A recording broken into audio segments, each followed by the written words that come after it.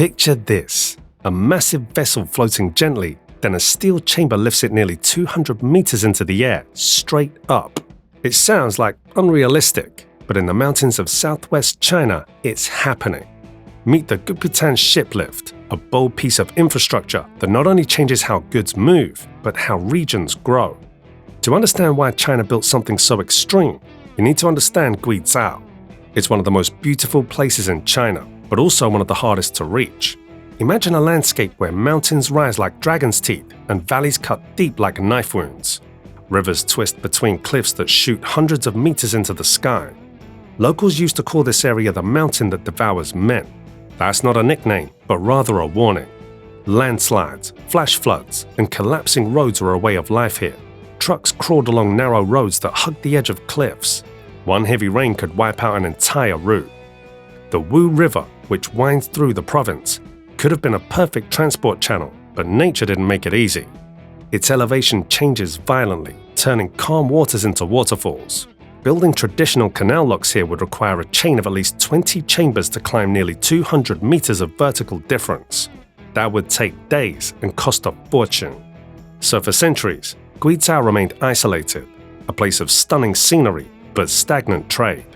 Factories avoided it, investors ignored it, and even as China's coastal regions exploded with growth, Guizhou's economy lagged, trapped by its own geography. China could have given up and focused on the coast like everyone else. Instead, engineers looked at those impossible cliffs and said, let's go through them, or better, over them. That's where the idea for Guppitan Shiplift was born.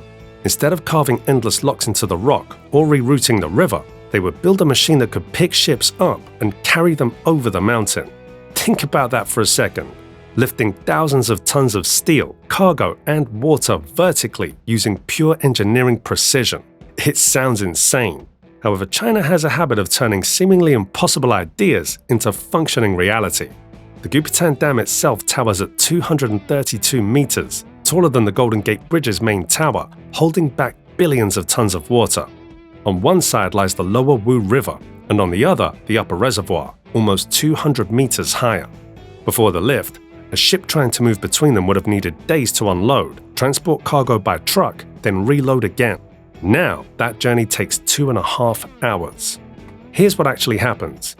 A ship the size of a football field glides into a steel chamber 40 meters long and 12 meters wide. Giant hydraulic gates close behind it with a deafening metallic thud. The chamber seals shut, holding not just the ship, but also a carefully measured volume of water because it has to stay perfectly balanced.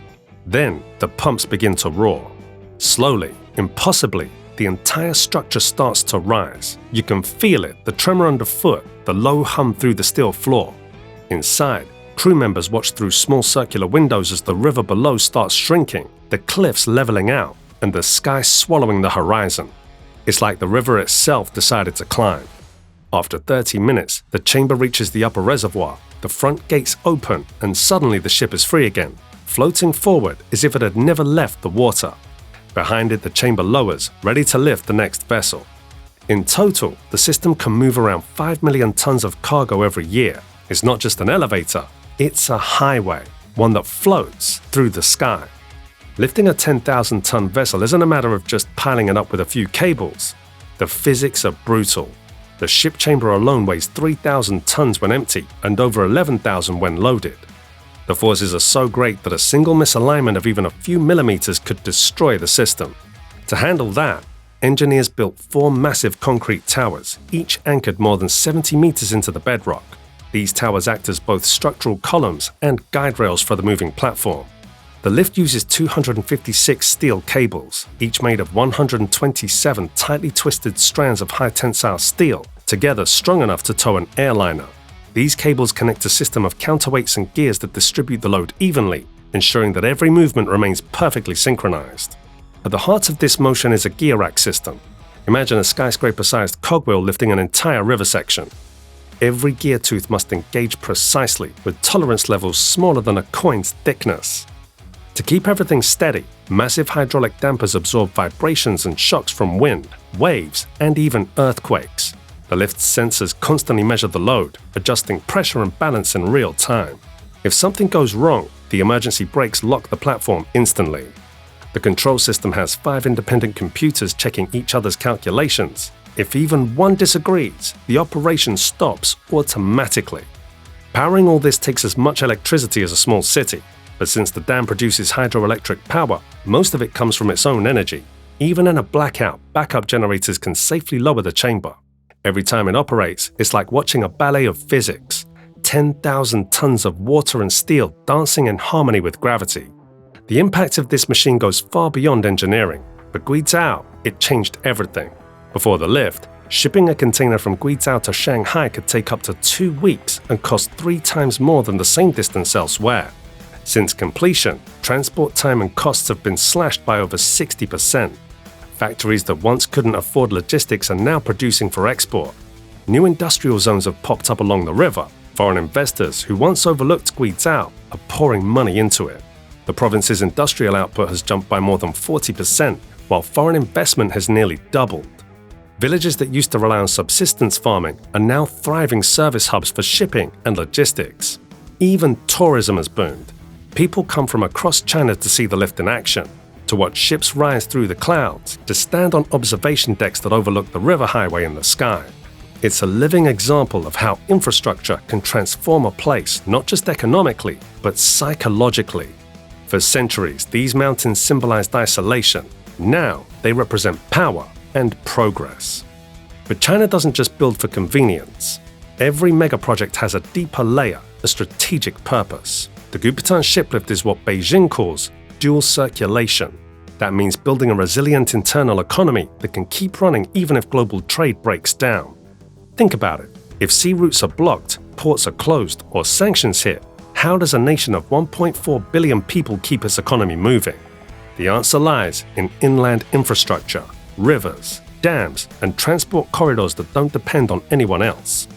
Together with the Three Gorges Dam, the South to North Water Transfer Project, and thousands of kilometers of navigable waterways, the Gupatan lift forms a network of internal arteries that can move goods, generate power, and secure water supplies, all without touching the ocean. It's not just an elevator, it's part of a national insurance policy, one that keeps China's heart beating, even if the world outside stops.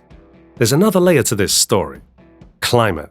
As weather patterns become more unpredictable, regions like Guizhou face heavier monsoons, flash floods, and drought cycles.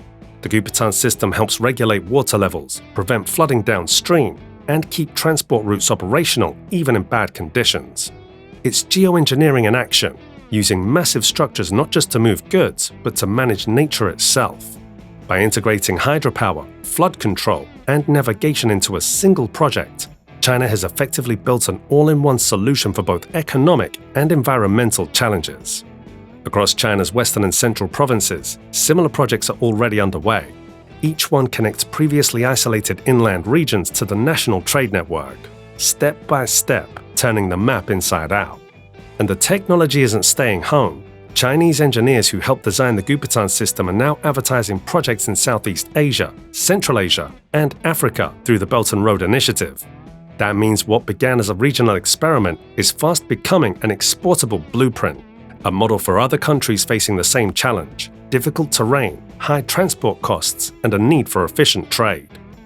For China, that's a quiet form of influence. Projects like this redefine what development looks like. The Gupatan shiplift isn't just lifting ships, it's lifting possibilities. If that inspired you, don't forget to like, share, and subscribe for more incredible stories of innovation shaping our world.